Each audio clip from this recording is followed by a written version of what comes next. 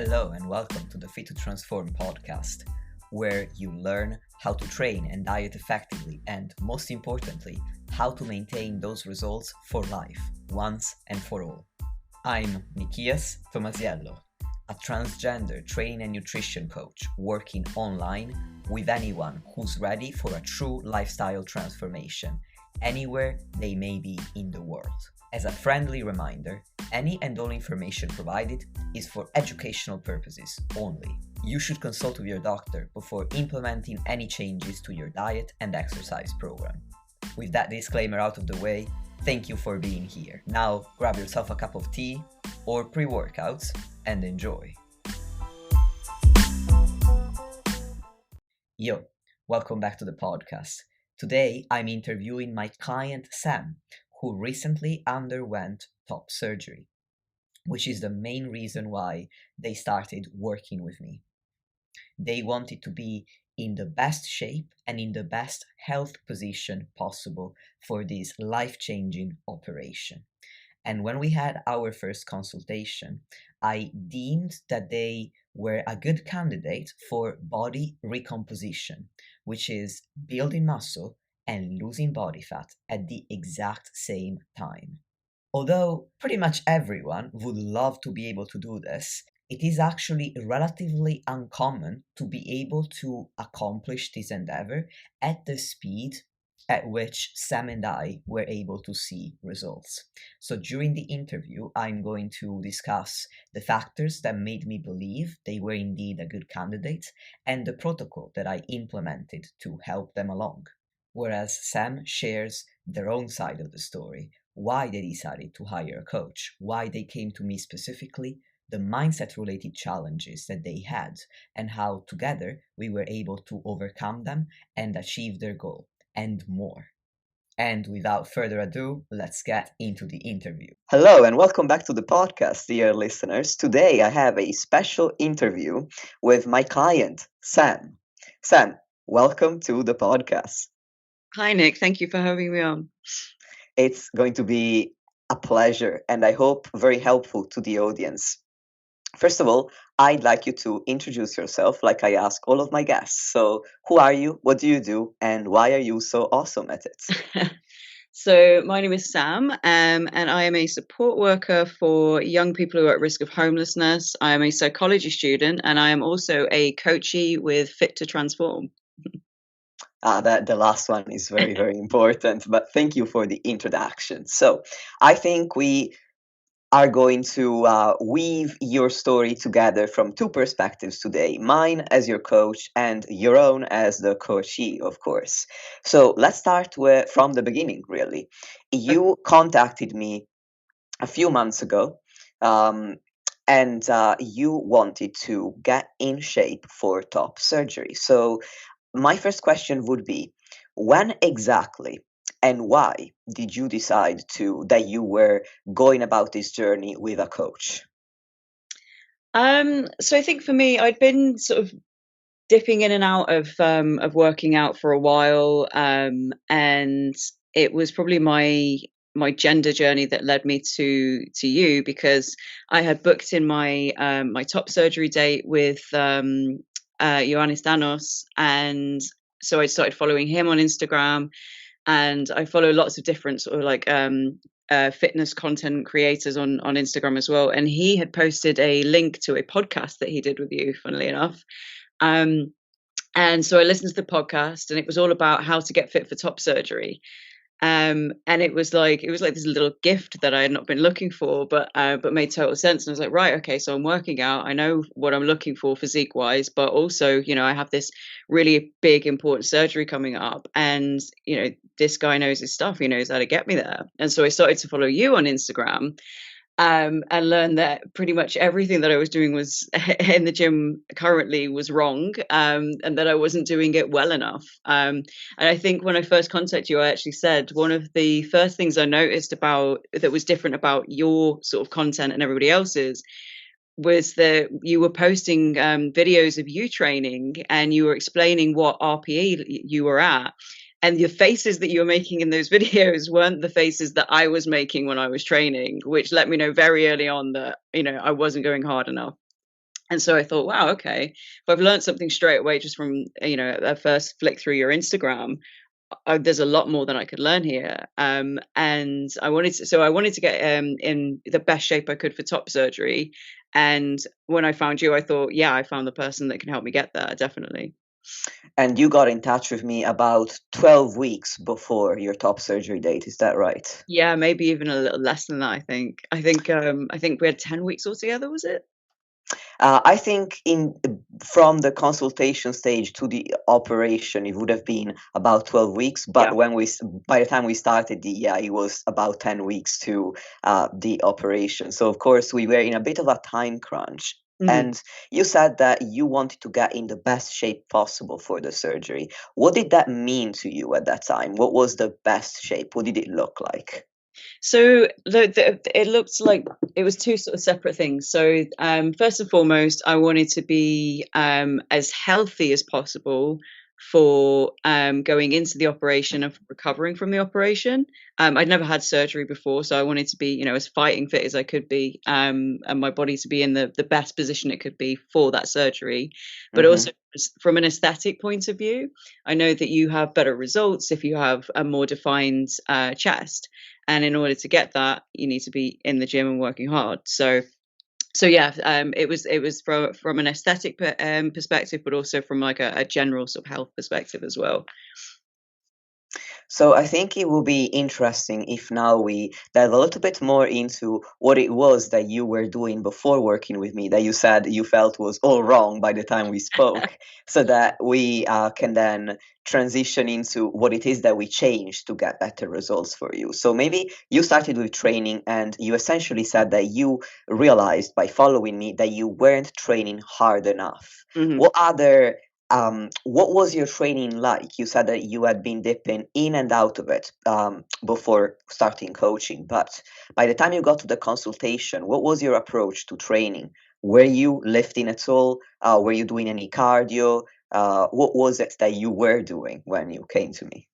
Um, what I was doing was just pretty sporadic. So I was aiming to do 5 days a week in the gym because I Hmm. thought five's a good number. Um, I was probably making three, four max. So I was getting pretty down on myself that was not able to achieve the goal that I'd set myself sort of a number of training days.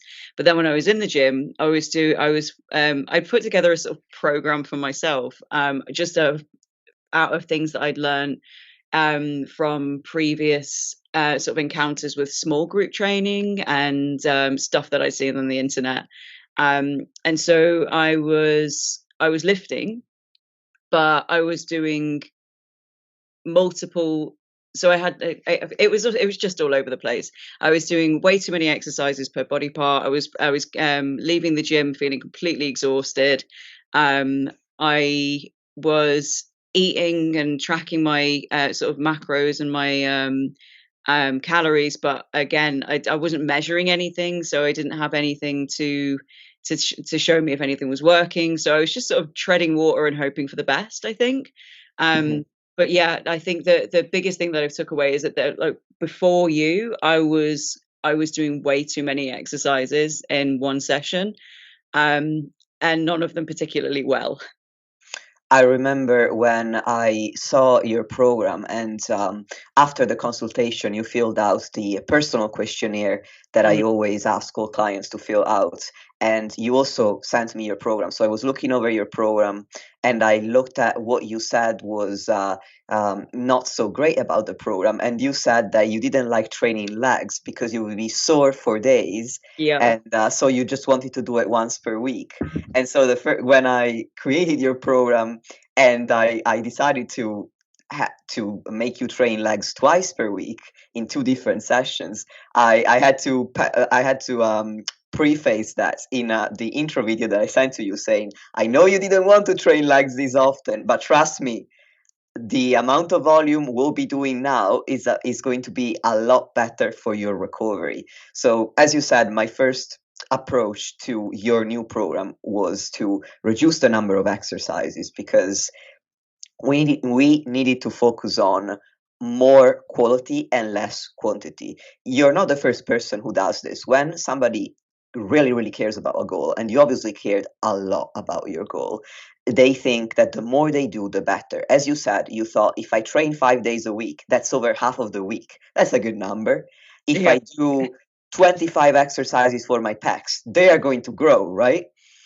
Without realizing that in when it comes to fitness, the body only has a certain amount of energy and recovery capacity. When you overshoot your ability to recover by doing too much, more is no longer better. At that point, more is going to be worse, and you can stall, and at worse, you even regress. So what I did for you was I needed to strip back how much we were doing, and we needed to focus on doing it with adequate form and the right intensity of effort, which you took to as a coaching approach really, really quickly. I was very impressed with how carefully you listened to my feedback. I also wanted to increase your confidence because when you came to me, you also mentioned that you were afraid of using barbells in the gym and you weren't really that confident stepping into the gym in the first place. Would you like to share a bit more about that, if that's okay with you?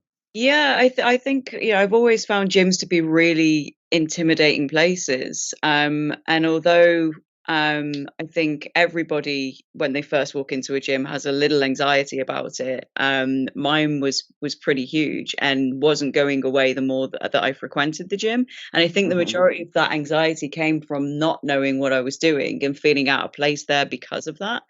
And so I stuck to things um, that I was familiar with or that felt easier, which obviously isn't a way to leave your comfort zone and progress and grow. So, and Hmm. because I wasn't progressing and growing, the anxiety wasn't going away. That makes sense. And that's why coaching is so important because you can't really step out of your comfort zone if you are not confident that you know what you're doing. That's what a coach does for you. It gives you that confidence. You might not know what you're doing, but the coach does. So that's where the collaboration comes in, and really it was really fulfilling for me as your coach to see you go from doing just a couple of dumbbell and machine based exercises to actually taking on all of the cable based exercises and different dumbbell exercises you've never done before that I proposed to you, Mm. and just seeing how your confidence increased and you actually started telling me, hey, I love this cable lateral raise that I wasn't doing before, and that's now your favorite exercise. So that was It is. excellent. And you came from a combination of creating a plan that was actually realistic for you. So, as you said, you could never do 5 days a week. And the first thing I told you at the consultation stage was, realistically, can you do 5 days? And you said no. And I said, then we're going to do three. Can you do that? And you were like, yeah, that's what I do anyway. And I was like, yeah, that's what we're going with, because being able to accomplish the goal increases your confidence. And then so it was a combination of that plus gradual introduction of novelty. I didn't just throw a bunch of exercises at you and told you, okay, now go ahead and do it. I asked for feedback on the new exercises, and only a number of them were completely new and something you've never done before. And when I say I asked for feedback, I asked for your videos of your technique so that I could give you feedback on them. And with that, the exercise program came together, and you started making a lot more progress than ever before, at least from my perspective. Now, on the nutrition side of things, you mentioned a little bit about the fact that you were already tracking your macros and calories. Why don't you explain what it was that you were trying to accomplish by tracking calories and macros? So I think what again, from looking at Instagram, which is where I get all of my best information, I had decided that I fell into this skinny fat category and I needed to do a body recomp. And from what I had seen, what people were doing was adjusting, like working out how many calories that they needed for maintenance, eating in a slight deficit, and tracking their carbs, proteins, and fats. And so I thought, great, that's what I'll do. And so I downloaded the tracking app and I started. And I used like an online calculator to tell me sort of what my maintenance calories might be. And I don't think I had thought for a second that this won't be exactly accurate. I just assumed, oh yeah, online calculator, brilliant, that'll tell me the perfect amount of numbers that I should be eating. And so I sort of went from there, but I've never been one for stepping on scales anyway, because I think it just it doesn't work for me mindset wise. I don't think consistently weighing myself and being worried about it going up or down is just not something that attracts me at all. And so but then I'd not been measuring any, so I didn't have a start and then to compare to. So I was like, yeah, oh, yeah, just eat the calories and then that'll be fine and it'll work. But not actually had any tracking in place to see if I was making any progress or anything. And I think in one of our first sessions, or even on our initial call, you had said, "Oh, and how are you tracking that?" And I just blanked, because it hadn't even occurred to me that maybe I would need to know if I was progressing or not. Yeah, it was really funny when you told me. So I have my fitness tracker. I calculated how many calories I should be eating. Fitbit is telling me this is how many calories I'm burning. So I'm removing about 300 from that. Mhm. And so I'm eating 300 calories less than that. And then I said, all right, and how much progress have you been making? And you were like, I think my clothes fit differently. And I was like, all right, I think we need to change, to introduce some aspect of tracking your progress there.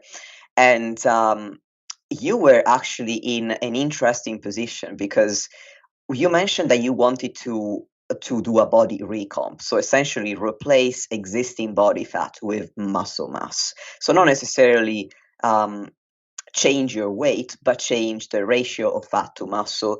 And that's something that can be accomplished, but it's easier under certain circumstances. And what was interesting about you was that you fell into the right category to accomplish that, which is unusual, because these circumstances for body recomp are: you need to be new to the gym. The more of a beginner you are, the easier it is to lose fat and gain muscle at the same time, which is essentially what a body recomp is. Or you need to have stopped training a while ago and come back after a prolonged layoff, because essentially this puts you in a detrained position, which is similar to a beginner position. Not the same, because your gains come back faster, but it still puts you in a place where you can accomplish body recomp. Another factor could be your existing level of body fat. So if somebody is overweight or has obesity, which was not your case, but in that situation you can build muscle and lose fat at the same time. And finally, certain hormonal circumstances. For example, when we spoke, you had been on testosterone therapy since January, so you That's were in a relatively you had been on testosterone, or on T, is what I'm going to say from now on because it's easier. You had been on T for only a few months. So, and in my experience, in the first few months, the fact that you're getting exogenous testosterone is going to help you build muscle at a faster rate than before. So you have the potential to be able to lose fat also at the same time by being in a deficit. Mhm. But despite having all of these circumstances going for you, to where, because you had been inconsistent with training, you were still a beginner, and because your training was not as high quality as it could have been, you still fit the beginner category. And because of testosterone replacement therapy, you were in a great spot for body recomp. Um, it wasn't happening because the calories that you were eating were too close to your maintenance, and that wasn't any fault of your own, but like everybody does, you went to a calculator. So the first thing that we did was, first, I said, I want to see what it is that you're actually eating. So we went through a data collection week, and I wanted to see how many calories you were eating, and I asked you to weigh yourself. And as you said, in you weren't up for worrying about your weight. So what I said was, you provide the data, which is your weight, and I Mhm. also wanted pictures and measurements every week, because I knew that just looking at your weight, because of the potential for body recomp, wasn't going to be enough data. Because if I only saw how much you weighed, that didn't tell me if you weren't losing fat or gaining muscle. And if they were happening at the same time and at a fast enough pace in both cases, or at the same pace in both cases, the scale wasn't going to change. So I asked for that, but I told you, you provide the data, I worry about the data. That's not your job. And I've always explained to you all the reasons for body weight fluctuations so that you would know and be prepared. And then I asked you to track your steps, your cardio if you were doing any, which you weren't, and the calories that you were eating and your macros. And it was apparent to me at that point that the deficit that you were trying to put yourself in was not large enough to actually make a change. But when I did prescribe a deficit that I believed would be sizable enough to make the change that you wanted to see, your experience was actually different than a lot of other people's, in that since it was a body recomp, your scale weight was 53 kilograms at the beginning and 53 kilograms at the end.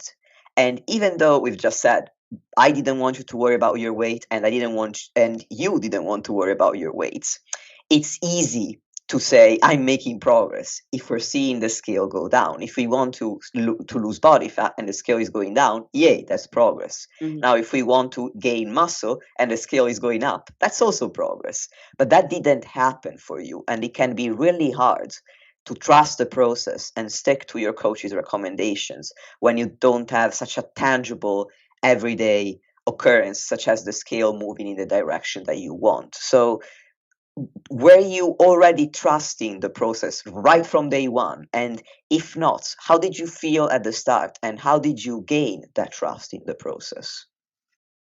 Um, I think I'd already, as soon as I made the decision to hire you, it didn't make any sense to me to hire somebody and then not listen or not trust in the process. And from day one, you made me feel very comfortable. And your knowledge is just next level. Like, I've not come across another person in the fitness industry that has your level of dedication to knowing the latest science, the latest this. Like, you're so well read in this area that I just felt like you're an encyclopedia of fitness knowledge. And I thought, if I'm not going to listen to this guy, what is the point?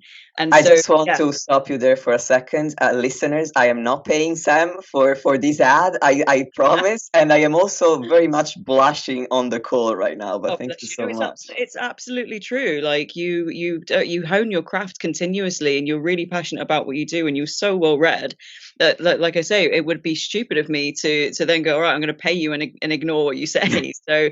So yeah, I very very quickly felt very confident in the process. And I've seen the results that you got with other people as well, and they speak for themselves. And so it was a combination of feeling very very confident in you and what you do, and having seen what you've done for other people. But as well, at the same time, what was starting to happen for me was with the training that you'd given me. I was enjoying it.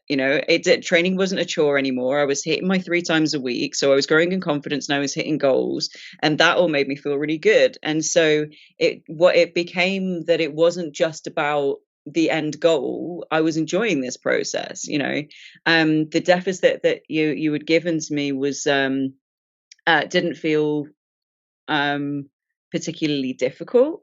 And that as well, like the newsletter that you sent out, I remember reading something in there about hunger levels, and it was so helpful to realize that actually every time I'm peckish and I could do with a snack, I'm not starving. And so there were all these sort of like little mindset changes happening, and I was growing in confidence in the gym, and I was enjoying the exercises that you had given me, and I felt confident and capable in ways outside of that weren't focused on the way that I looked and my aesthetic, if that makes sense. Absolutely. And that's how, by shifting the goal, by shifting your mindset from, I want to look a certain way at the end of these 12 weeks, Mhm. to I want to gain confidence and feel the way I'm feeling every single day. And it doesn't matter what I look like in the end. I'll be happy. I know I'll be happy because of the way I'm feeling now. That's what helps you stick to your guns, or our guns rather, the Yeah. plan that we set together, and not worry too much about the weight on the scale or the way you looked or whether you were losing centimeters or gaining centimeters. Is that right? Yeah, absolutely. It became more about really letting go and enjoying the process, and it being like the whole thing being a pleasurable experience rather than it just being, I need this now, the end goal. I completely understand that. Thank you for explaining. So at this point, we started the our coaching experience. You were on the training program. You were super consistent with your step targets and your calories and macros, which are all the targets that I set for you. I gave you the training program. I set calories. I set macros. And I set you a step target. So we have started the progress and you process, and you are, as I said, very consistent. You're doing very, very well. And in order to check in, we decided to have weekly calls. Now, you're no longer pre-consultation, you are smack bang in the middle of the process. What do you feel were your biggest struggles with the coaching process, practical and mental? And how do you feel that in the check-ins we were able to overcome them? That is a big question. So I think something that I had not thought that I had a problem with was mindset. And I think that came from a place of me thinking, right, okay, I've got a goal, I really want to achieve it, and I know that I'm going to do what I need to get there. But it was little things, like I remember there was one time I came to check in and you asked me how I was doing, and I said, "Oh, I had a really crap workout today." And you said, "What happened?" And I said, "Oh, well, I started with my bench press and I felt really weak, and I couldn't lift as much as I did the previous session, and so that knocked my confidence. And then the rest of the session was terrible." And you very bluntly just said to me, "Well, you've let that happen." And I was my instant reaction was like, rude, but then very quickly changed it. Well, no, that's absolutely correct. Like, that's right. And just that one sentence just sort of pointed out to me that I had a choice there. I could let it ruin the rest of my session, or I could just take it on the chin, dust myself off and carry on and do great work throughout the rest of it. Um, so yeah, the mindset things that came up, I was not expecting, and I thought maybe my mindset was better than it was.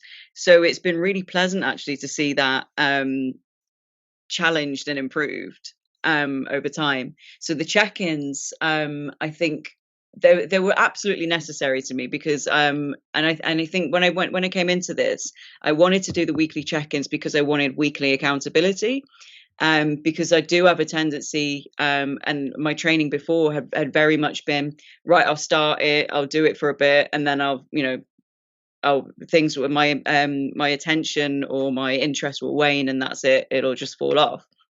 So the reason I wanted check-ins was more for sort of accountability.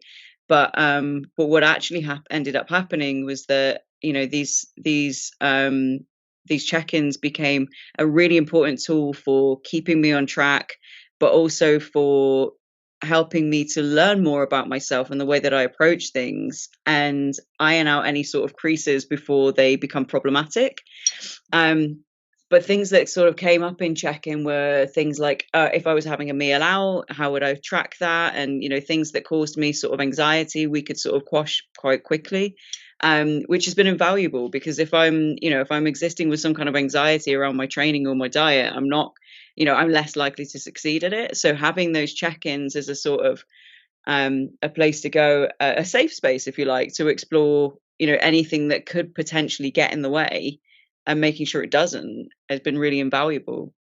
And yeah, I think things like meals out or social events and what have you can be really tricky to navigate. And because there's a fine line as well between becoming sort of obsessive with your training and eating plan, and the other side of that is falling off of it. So it's really helped me with balance and being able to achieve things realistically. And that's great to hear you say that because if you remember, when we met at our consultation, I told you, I know for a fact, having spoken to you for the last 30 minutes, that you're going to do exactly everything I ask you to do. So, my job as your coach is not going to be to cheer you on and motivate you because you're going to do it. My job is going to be to help you feel good about the fact that you're doing it, because it was apparent to me that you were a very high achieving person. You are a very high achieving person, like me. And our character flaw is that perfection is expected, and Yep. anything less than that is a cause for concern, which means Yep. that if we're doing everything to the letter, it's just common sense. It's just what we're meant to do. But if we make the tiniest mistake, oh, well, we messed up everything, we might as well. And in your case, as you said, you could, because of that, you would fall off the Mhm. plan, so to speak, or stop following the plan because you felt so ashamed of yourself and like there was no point anymore. So it's great to hear you All say or this nothing now. behavior, isn't it, you know? Say that again. It's all or nothing. It's like this black and white thinking of like, yes, it's either very, very good or it's awful. You know?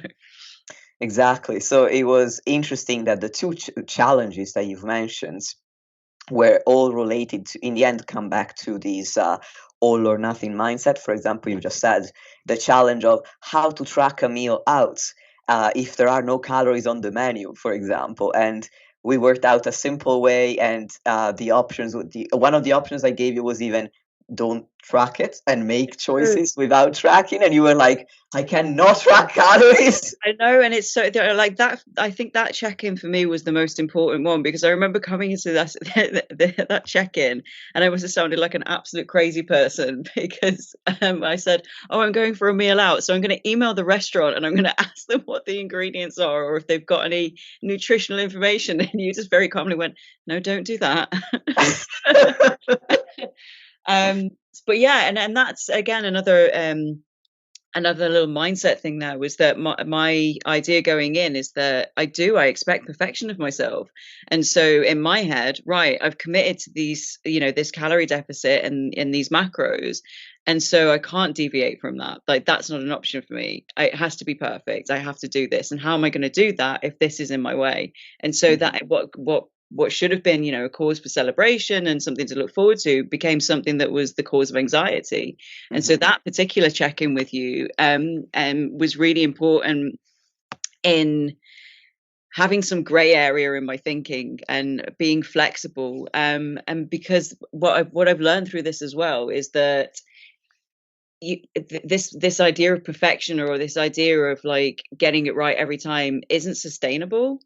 And had I not been able to have the flexibility that you've offered, which has still allowed me to hit my goals, then I wouldn't have succeeded at this, because eventually it would get too much and I'd go, sod this, like I'm going to go and have a burger or whatever. And so, yeah, that flexibility and learning that perfection's not the aim and consistency is was really, really important for me. It's great that you said it because when I say it, people go, "Yeah, of course, you're the coach, you're gonna say it." But if you say it, perfection was not sustainable. It's gonna be so much more powerful for the listeners. And Yeah. on that, what I hear you say is that you haven't been 100% consistent from day one, which you have been, but Mm. it hasn't happened for that reason. It hasn't happened because you were striving for perfection. You were able to be 100% consistent because we were not aiming for perfection. We were aiming for what was realistic. Absolutely. It takes the pressure off, you know. Yeah, like it develops habits that are consistent and that are achievable and manageable, but you're still able to, live and go out for your meals with friends and socialize and, do all the fun stuff too. It's and it's not just about um, you know, getting it right every time. It's about, doing it properly and doing it in an achievable way. Yeah. Preach. Imagine that, being able to live and do fitness at the same time. So I that think was this is the thing. I think this is where most people fall down on their fitness journeys, is they, they think it has to be like this military sort of precision of getting it correct every day, every time, every meal, every training session, and that will just burn you out. The pressure of that is too much to bear. Yeah. all for flexibility. I'm really glad that we found flexibility for you, because I came away from our consultation. I actually told my partner about you, and I said, that person is a soldier. I need to turn them into a person. Oh God. Well, you have. Hey. Yay, because fitness is not a war, but unfortunately, that's how so many people, as you say, and including yourself before working with me, end up thinking about it because of these. Because, well, every suggestion on the internet is very, very specific. You must eat 1,500 calories, not 1,499 or 1,501, but 1,500. You must train 4 days a week and do 10 reps for this exercise, not 11, not 9, but 10. And if you ask yourself why, you come up short. Yeah. But it sounds so compelling because it's so specific that we don't ask ourselves why. Yeah. And for example, I remember in one of our check-ins, another thing that came up was that across the week, your caloric average every day had been within the range, not the individual number, the range, the caloric range I had given you. And yet you came to me and said, oh, I wasn't doing great. I didn't do great this week because some days were above my target. And I showed to you the box on my spreadsheet that tracks the average for the week. And I was like, the average is within your target. It doesn't matter to me what happened on those 2 days when you were higher, because there were days when you were lower. So they all balanced each other out. And I saw your eyes become as large as two saucers as you suddenly had this realization that you didn't need to hit the same number every day. Yeah, but that, it's another perfect example of my need for perfection, is that you gave me a range. And so instead of going, oh, okay, I've got a range, my brain went, pick the number in the middle and aim for that, which is, again, something that I've had to learn to let go of. And in letting go of it, I'm much more relaxed, much less anxious, and it's much more achievable. Absolutely. So, by the end of this process, now we're getting close to the date of your surgery, and I told you that I intended on taking an approach called reverse dieting, which I actually covered in an episode that came out last week. So that will be a nice segue from that episode. And I decided to reverse diet you back to maintenance. So essentially, instead of going straight to theoretical maintenance, we would increase your calories gradually every week until we were at maintenance the week before surgery, for two reasons. One was a psychological reason. It was the first time that I was asking you to eat more from the beginning of our journey. And you came to me already wanting to eat less because you wanted to be in a deficit. And when you have been focused on fat loss and on getting leaner and growing muscle at the same time, but by being in a deficit for such a long time, it can be daunting to suddenly increase your calories. And you felt a little bit daunted about that, I got the impression. So there was that psychological reason, but also there was a practical reason, which was because your weight wasn't changing and I was purely basing my assessment on your pictures and your measurements. I wanted to take a slightly more careful approach to increasing your calories to make sure that everything was running as it should, in that we would hit your maintenance and not necessarily put you in a caloric surplus that could have caused some mental distress for you at that point. So from your side of things, when we started increasing your calories, how did you find that transition from fat loss to reverse dieting and back to maintenance? Yeah, I think in the beginning it definitely did feel quite daunting. And because I was so happy with what we've been achieving with the deficit, part of me was like, oh, let's carry on. I don't want this to end. This is great. But then, the flip side of that was that I knew that this was something that was absolutely necessary.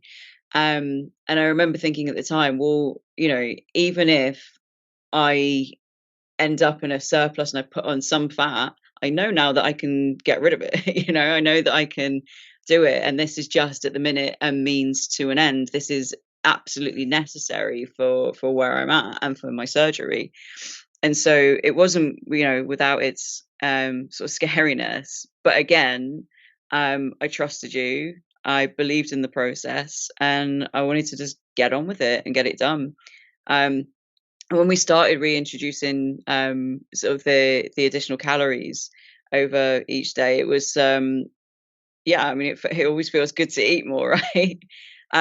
But there was a little sort of psychological work that I had to do there to be like, it's okay, it's chill, this is what you're supposed to be doing, because it's different, and anything different always comes with a little cautious warning with it for me. But yeah, I did it. We did it. It worked.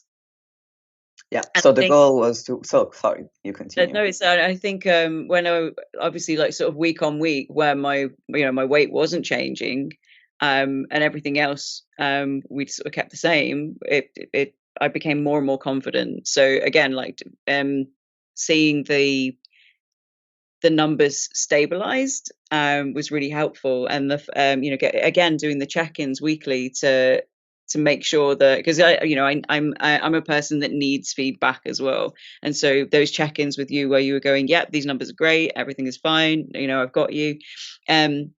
And also the fact that the check-ins are weekly means that if anything is off, then it can be very quickly rectified. And so, in the scheme of things, a week is a very short amount of time. So nothing massively drastic can go wrong, if that makes sense. So yeah, that was comfort as well, being able to have those check-ins at that time. Yeah, and I expected that when we had that conversation about starting the reverse diet, I expected that you would be thinking in the back of your head somewhere, I'd like to carry on. This is great. I'm getting great results. However, I also always kept in mind your original goal, which was to be in the best health position possible for surgery. And going into a major surgery in a deficit ain't the way to be in the best health position. I wanted you to have at least a few days, if not a whole week, at maintenance calories. And the timing for that depends on the person. For you, you didn't carry a lot of body fat. You got very, very lean for your surgery. So I wanted a longer time. So ideally a week or more of not only reverse dieting, but maintenance calories. For somebody carrying a little bit more body fat, it could be fewer days because they have more of a buffer given by the body fat storage, which is stored energy at the end of the day. So that's why I said to you, the day that I started to prescribe to you the increase in calories, I said to you, I know that it's great to continue getting leaner and seeing results week on week, but remember that the physique you have now, this lean physique, is only a means to an end, and that end is to get the best results possible from top surgery by having as much mass in your pecs as possible and less body fat, which could be helpful for the surgeon to essentially find the muscle and sculpt the chest. But your body is fluid. It's an organism. It's not a sculpture. So just like we got to this position, there are going to be other phases in your body, and that is going to shape your body differently. And we also are going to improve upon this shape that you've achieved. And I think that was quite an important conversation for you. How did you experience it? Yeah, no, it was very important to realize that, I think it's easy to get into your head that, okay, when I reach my goal, this is my final form, and that's it, bodies don't change any further. But that's not correct. Even if you do get to sort of a physique that you want to sort of stick with, you've still got to put the work in, and you're still going to have, different sort of fluctuations with, I don't know, water retention or whatever. Like, it's never going to be a static thing. And so, but also the conversation with you at that point made me realize, well, yeah, actually, this isn't my end goal. So why am I so, uptight about holding on to it? And so it was important for me to have that conversation with you to see that, yeah, actually, this is a necessary process. My body's going to go through these huge changes, and I probably need to treat it with some kindness and compassion, and do what's right for myself. But also at that point, I think I said to you in that session as well, I went, okay, that's great because I want to bulk after this. Like after this, I just want to get massive. So so yeah, all of it in the end. Food is fuel, isn't it? It's going to get me towards my goals. So let's eat more. Let's you know take the punches. You don't get the good stuff without the rough stuff. So yeah, it was a really important conversation, and one that led me to realize what I wanted to do next as well. So that was super important. And yeah, I'm glad you brought that up because it made me so happy when you told me, when we started working together, I wouldn't have had any confidence. You told me I was afraid of bulking because I was afraid of putting on a lot of body fat and becoming unhealthy. And then that changed completely by the time we had that conversation before surgery, when you said, I feel like after the surgery, I'll be ready to bulk once I'm recovered. Why did you decide that that was what you wanted to do next? What made you change your mind from being afraid of it to actually wanting to do it? So I've always wanted a muscular physique, and I've always been scared to do what's necessary to get there because, like you just said, I don't want to put on body fat. And the reason I don't want to put on body fat is because I've always thought because it's super hard to lose, because you constantly hear and see of people that are wanting to lose body weight that struggle with it, or sorry, that want to lose fat and struggle with it. And so I just thought, well, why would I be any different? And so what changed my mindset there was the fact that I just spent X amount of weeks losing body fat, and it wasn't uncomfortable. It wasn't anything extremely difficult. It was something that I've managed to do consistently, and I'd seen the results and it had worked. So in my mind, it was like, actually, if I bulk, then even if I do put on some fluff, I can lose that really easily. This hasn't been a painstaking process. That this hasn't been unachievable. I've done it. I know I can do it. If I want to lose body fat, I can lose body fat. And so, yeah, that it made it achievable for me. Thank you so much for explaining that. That was so well said, and I could not agree more. And again, that's the great benefit of coaching. You do it with somebody that you trust, and you see for yourself. Because I could have told you at the beginning, if you didn't share with me your fears about bulking then when we had the consultation. But if I had told you, oh, don't worry, once you lose body fat, you learn how you can do it again. You would have still worried, because ultimately we need to try things out for ourselves. And sometimes, as I said earlier, the only way we're going to push ourselves out of our comfort zone and do it is if somebody else we trust is guiding us. And that's what I think was really powerful in this journey, that you put so much trust in me and stuck to it every single day. And you not only stuck to the deficit, you stuck to the reverse diet, and you then stuck to maintenance. And not only that, now we are a few days before surgery, and I gave you an unexpected suggestion, which was, I don't want you to track your calories the last 3 days before surgery, and I don't want you to track your calories after surgery. And I explained to you that it was because surgery, the post-surgery phase is a very dynamic process in which, yes, you're more sedentary, but your body is also healing. So you actually need more calories than you would when you're normally sedentary and you're not healing, which makes estimating your caloric intake an absolute, basically, I think I told you straight up, if I were to give you a calorie target, it would be a crapshoot. So I said to you, let's not track. Let's rely on your hunger and fullness cues. Let's keep the same structure that you've always had for your meals and your snacks. And let's keep the similar foods to what you've always been eating, with some changes in the phase immediately after surgery, when I said, I just want you to eat whatever you can stomach in whatever quantities feel good for your body. But after that initial phase, I said, let's go back to a structure that you're familiar with in terms of quantity of meals and snacks and diet quality. Now, how did you take that suggestion at first? And how did you find going from tracking to not tracking? So when you first said, let's stop tracking, I must admit there was a lot of internal screaming. Well, I've been doing it for so long and I just, I don't know, I think in my head, I had just thought that I track food now. That's what I do. Like, and this is what's necessary. Like now I'm on this sort of fitness journey. And so it was the last thing I had expected to hear, I think. And because I think I've been saying to you in it like this, the sort of check-ins before as well, like what happened, what we're doing nutrition wise after surgery, what we're doing nutrition, and you really played your cards very close to your chest. And so I was going to be this elaborate sort of like, eat this, eat that. It's going to be a lot more regimen. And then for you just to do the opposite of that, I was like, oh, what? But you explained it very, very well to me. And I think one of the things that you said that really stuck with me was that you don't want to track forever. It's not pleasurable to track forever. It's a pain in the ass to weigh out and write down every little thing that passes your lips from now until eternity. But when like the process of tracking so far has has given you an idea of what things look like on your plate as well. So you want to be able to at some point go, all right, I need 30 grams of protein. Oh, this is what that looks like because I've tracked that before and I know now that this is what that looks like.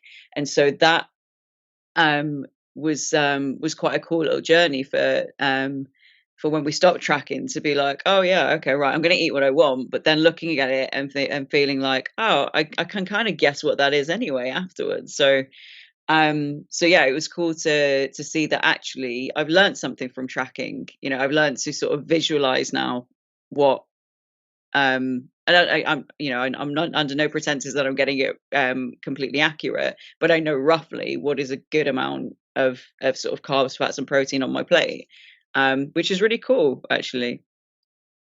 Yeah, and it's great that just like everything else, you were a little bit worried about it, but you still stuck to it to the best of your abilities. And now you're almost a month after surgery, and we tracked your intake for 4 days in the end just to see where you were at. And then you told me that there was starting to be a little bit of excessive preoccupation with food because you're more sedentary now, because you're recovering, and because you had to reintroduce tracking calories. And I said, what you're eating right now has not changed, whether we're tracking or not tracking. We are accomplishing the goal of healing from surgery and maintaining your weight where it's at.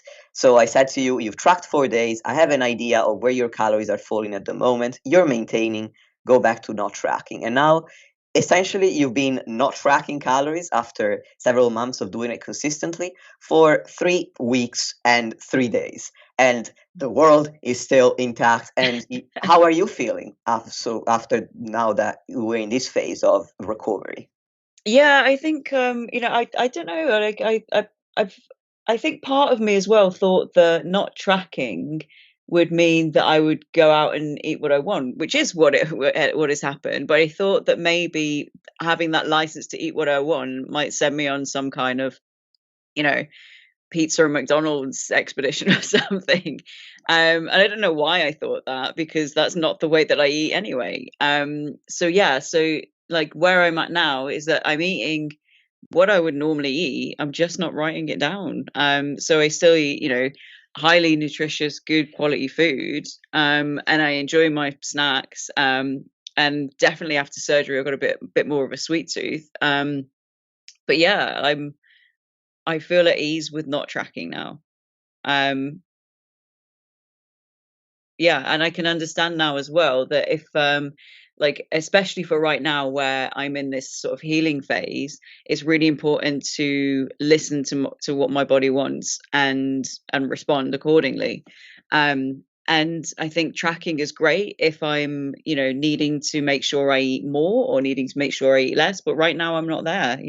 I know what is working for me, and I feel confident in sticking with it.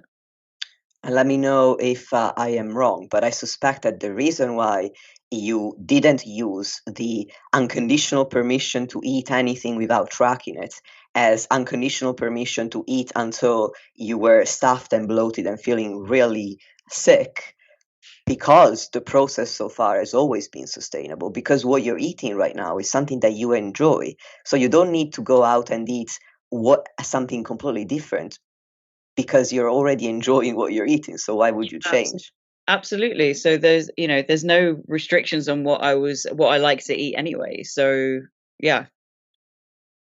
That's fantastic. So thank you very much for taking me and the audience through your own journey, for answering all of my questions. Now we know that what's next for you is, as soon as you're recovered and I get you back into the gym, we'll be working towards getting massive, as you said. Yeah, we're going to be hench. If there's one final thing that what maybe one of the most important takeaways that you got from coaching so far that you want to share with everyone, what would it be? Yes, and be prepared that you're going to learn more about yourself than you thought you did, especially when it comes to mindset. Because like I say, I walked into this thinking, yeah, I know what I want. I'm going to go get it. Everything is great. My mindset's perfect. And learned very quickly that I'm quite neurotic. And my anxieties are more prevalent than I thought they were. But what I've also learned is that through consistency and check-ins, you can quash those anxieties really quickly, and it's a much better place to exist. And it's much easier to achieve the goals that you've set out for yourself, if you're feeling good about it. Thank you so much, Sam. That was so beautifully said. What I want to do when I write the show notes for this episode is I am going to post a link to the Instagram post where I shared your incredible physique transformation so that everybody can take a look at all the hard work that you've done so far. And then if you are comfortable with it, if somebody wanted to get in touch and talk to you a little bit about your experience with working towards top surgery, the surgery itself, or anything related to what we talked about today, you don't have to, but would you like to share a place where people can reach out to you? Yeah, absolutely. Either via Instagram or by email. I'm happy to answer any questions anyone might have. So what would be your IG? So it's Saxon Bailey 87. So it's SAXON BAILEY. Excellent. 87. Perfect. So Saxon Bailey 87. Yeah. And what will be your email address? So it's sambaileytheydem@gmail.com. Perfect. And I will add everything to the show notes so that if somebody wants to get in touch, you are very generous, obviously, with your time and also Really with nice your... how great you are. Thank you so much. And again, thank you for your generosity with your time today, but also with wanting to share your experience with others. And with that, dear listeners, thank you as always for tuning in, and I shall